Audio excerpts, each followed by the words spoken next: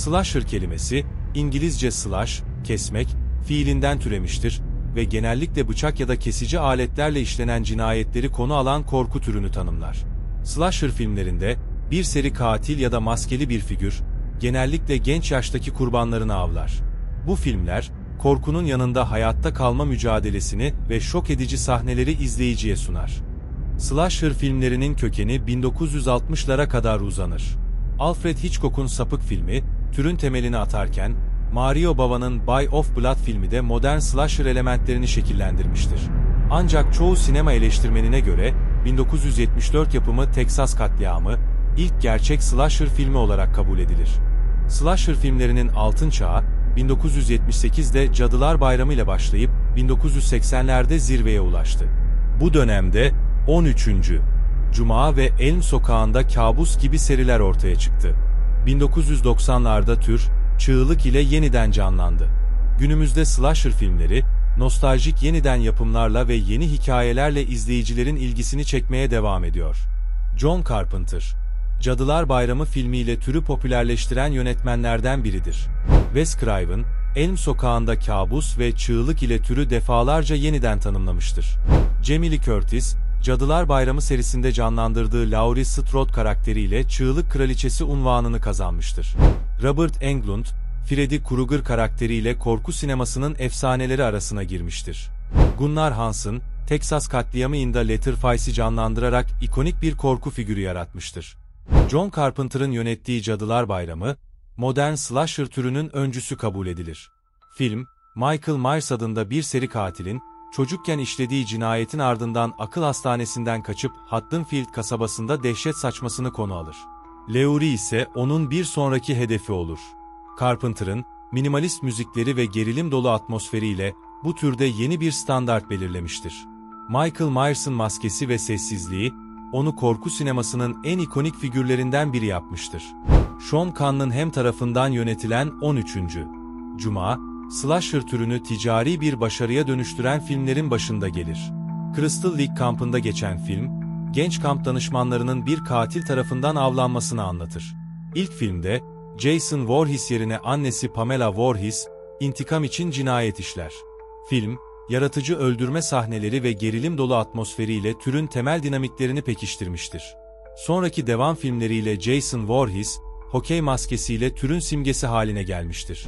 Wes Craven'ın yazıp yönettiği Elm Sokağı'nda Kabus, slasher türüne psikolojik korku elementlerini ekleyerek türü farklı bir boyuta taşımıştır. Film, kurbanlarını rüyalarında öldüren Freddy Krueger'i tanıtır. Freddy, yanmış yüzü, tırnakları bıçaklarla kaplı eldiveni ve sadist mizahıyla korku sinemasının en tanınan kötü karakterlerinden biridir. Nancy Thompson ise filmde onun en büyük rakibi olarak öne çıkar. Film, gerçeklik ve rüyalar arasındaki sınırı bulanıklaştırarak, izleyiciyi sürekli bir tedirginlik içinde bırakır. Wes Craven, 1990'larda slasher türünü yeniden canlandıran Çığlık ile türün klişelerini zekice tiye almış ve aynı zamanda etkileyici bir korku filmi yaratmıştır. Ghostface maskesiyle tanınan katil, genç bir grup öğrenciyi hedef alır ve kurbanlarını telefonda korkutarak öldürür. Film, izleyiciyi türün klasik dinamiklerine yönlendirirken şaşırtıcı bir sonla beklentileri alt-üst eder.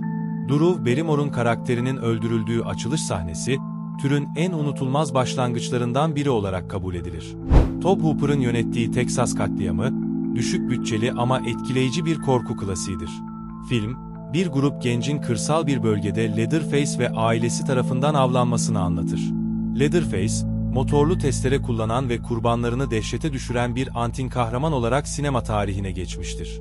Film, gerçek olaylardan ilham alarak çekilmiş ve minimalist şiddetiyle izleyiciyi rahatsız edici bir atmosferin içine sokmuştur. Düşük bütçesine rağmen, yaratıcı sinematografisi ve gerilim dolu yapısıyla korku türünde dönüm noktası olmuştur. Slasher filmleri, korku sinemasının en unutulmaz ve etkileyici türlerinden biri olarak, onlarca yıl boyunca izleyicileri korkutmayı başardı. 1970'lerde ve 80'lerde altın çağını yaşadı.